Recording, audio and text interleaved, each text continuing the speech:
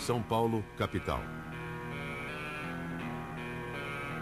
Dividindo opiniões mesmo entre os médicos, a eletroconvulsoterapia é o único tratamento biológico do século XIX ainda utilizado amplamente. Trata-se de uma estimulação elétrica no cérebro, de voltagem relativamente alta, indicada por alguns médicos para aliviar os sintomas de alguns transtornos psiquiátricos. Diagnosticada com bipolaridade, Silmara fez diversos tratamentos e precisou ser internada muitas vezes antes de optar pela ECT.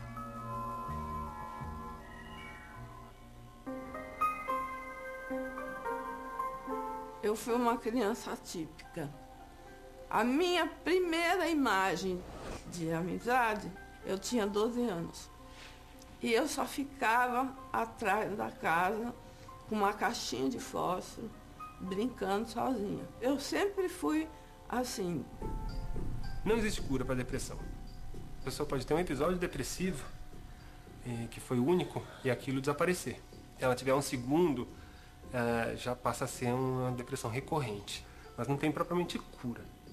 Os primeiros sintomas, há praticamente 20 anos atrás, era só de depressão. Era um quadro bastante depressivo, né? Fica deitada, não tem ânimo para nada, não consegue levantar.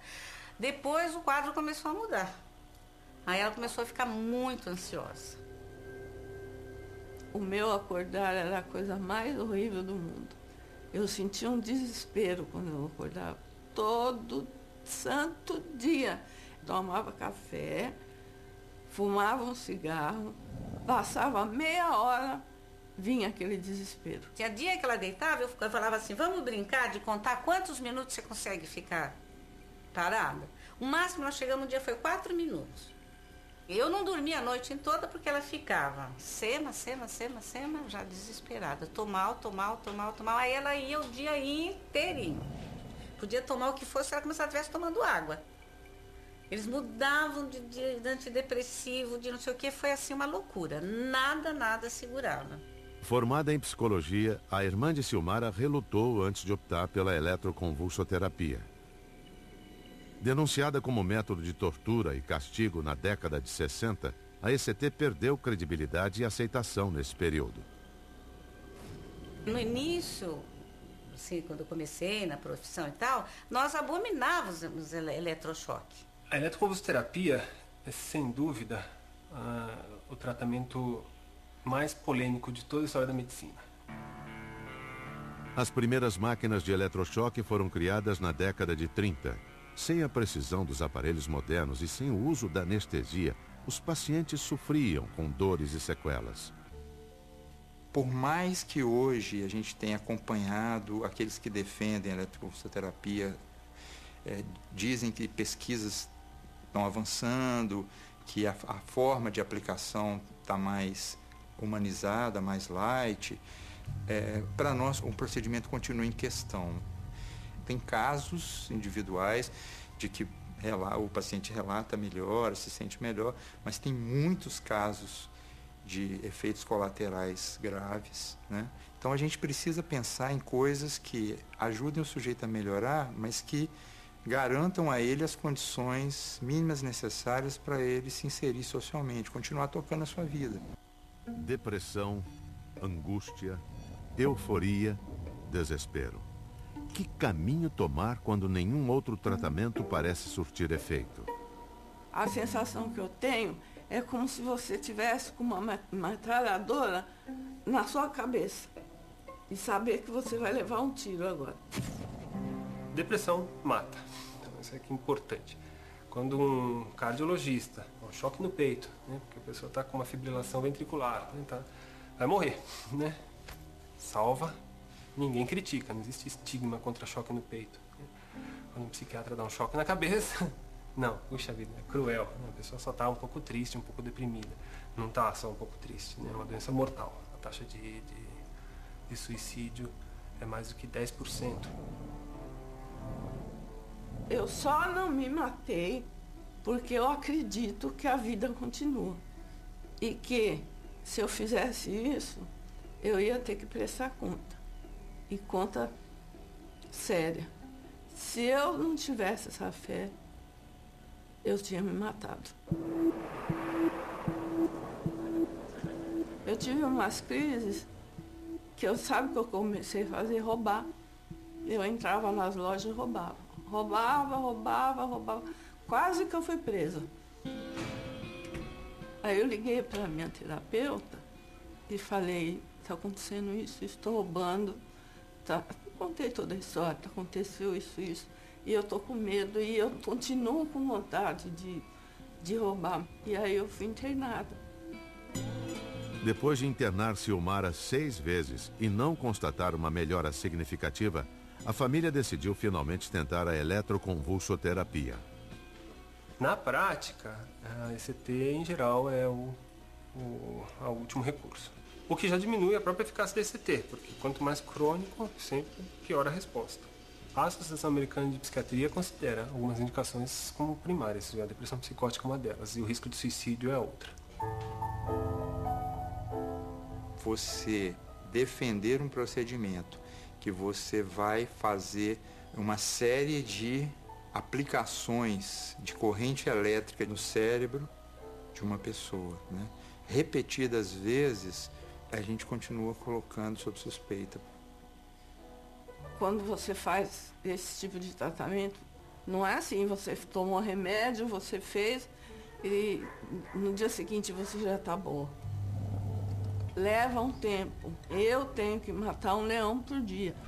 Na eletroconvulsoterapia, a quantidade de sessões, a intensidade e o tempo do estímulo são individualizados. No caso de Silmara, foram necessárias várias aplicações antes dela sentir uma melhora significativa. Quando ela terminou a sexta, eles fazem uma avaliação. Mas o caso dela era... O que mudou tinha sido aqui 1%, 2%. A partir da nona, a gente já começou a sentir que ela começou a deslanchar.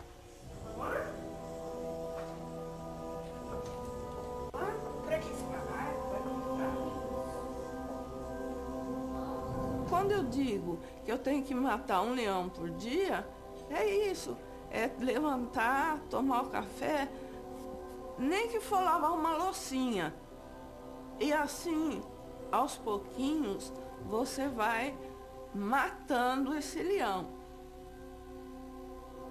E eu vou te dizer uma coisa com toda franqueza. O meu leão está sucumbindo.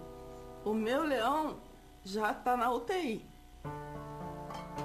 Apesar dos efeitos colaterais e das incertezas em relação ao tratamento, no caso de Silmara, a eletroconvulsoterapia foi o início de uma nova vida.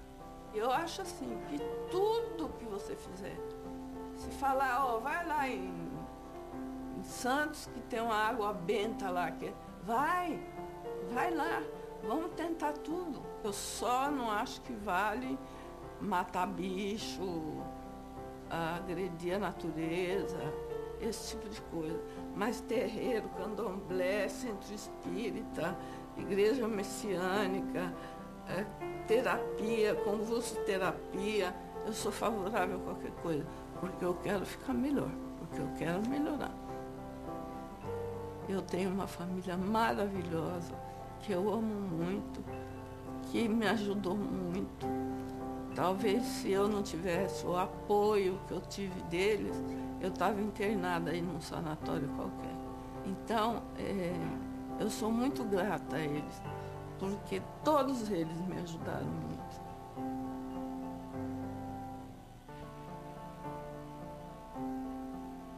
Depois de passar por 22 sessões de eletroconvulsoterapia, Silmara concluiu essa etapa do tratamento.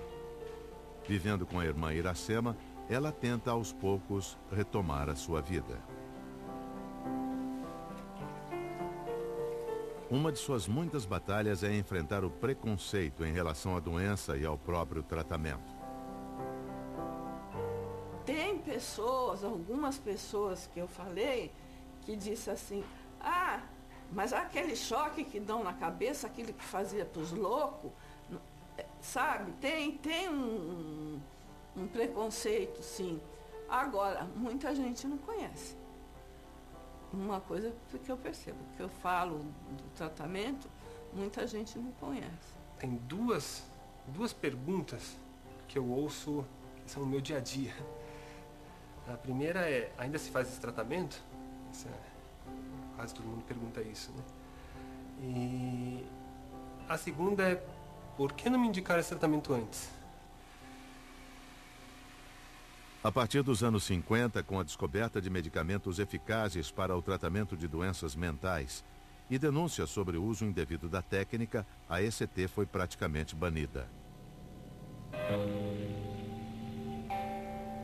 Na história dos hospitais psiquiátricos, onde essa prática é mais comum, nós temos uma história de uso de forma violenta da eletroconvulsoterapia, como um instrumento, um meio de tortura, como um meio de uma prática violenta sobre pessoas vulneráveis e evidentemente, sem condição de definir, sem a sua autonomia, né, para decidir se elas querem ou não querem. Se a ECT, ou seu aparelho de ECT, foi utilizado para tortura, se foi utilizado para castigar pacientes, se foi utilizado... isso não tem nada a ver com tratamento. Enfim, você pode usar uma insulina para matar uma pessoa. E pode usar uma insulina para tratar um diabético, assim. Isso é má medicina ou é crime, sei lá, isso é outra coisa. Então, o tratamento não tem nada a ver com isso. Porém, não é apenas por seu passado obscuro que a eletroconvulsoterapia tem sido alvo de discussões. Nas pesquisas que a gente tem acompanhado, tem provocado alterações orgânicas e alterações cognitivas importantes. De alterações cognitivas, a gente tem perda de memória, às vezes até demências mesmo, definitivas, a pessoa perde a capacidade que antes ela tinha. Estudos objetivos, estudos neuropsicológicos, anatomopatológicos, estudos de neuroimagem, enfim, nenhum deles conseguiu mostrar que o ECT de alguma forma lese o cérebro. Mas que a amnésia é uma questão, isso é. A minha irmã põe num copinho os remédios que eu tomo todo dia de manhã. Aí daqui a pouco eu fui tomar o remédio, cadê o remédio? Eu falei, mas cadê o remédio? Você não pôs? Ela falou, mas você já tomou. Então, são coisas assim, eu não... coisas grandes e coisas pequenas, eu não lembro. Além das alterações cognitivas, outra preocupação frequente dos pacientes é em relação à anestesia. Algumas pessoas acham que a anestesia tornou o procedimento mais arriscado. Então, por causa de uma ideia também, outro estigma que existe, né, que a anestesia geral é perigosa. Né, que as pessoas, com as medicações que existem atualmente, a anestesia geral é extremamente segura. Atualmente, existem casos relatados de pessoas com mais de 100 anos de idade que receberam CT, graças à anestesia. Porque sem anestesia seria simplesmente impensável. Ele vai receber uma anestesia geral, sem necessidade de intubação. A gente ventila sob máscara facial. Ele vai parar de respirar, vai ficar todo relaxadinho. Aplica o estímulo, segundos. Voltamos a ventilar até retomar a respiração e terminou. Isso no máximo 10 minutos. Apesar dos debates, a ECT é aceita e regulamentada pelo Conselho Federal de Medicina. E hoje é oferecida em clínicas particulares e pelo Sistema Público de Saúde. O que eu acho que eu não concordo é deixar a eletroconvulsoterapia para último plano. Tudo aquilo que em princípio eu dizia não quero, não sei o quê, hoje eu já tenho um outro olhar, né? Porque eu tenho um caso, né, em casa que realmente, até o momento, eu acho que, eu diria que vale a pena. Eu acho que se você associar a medicação e a convulso, você fica melhor muito antes.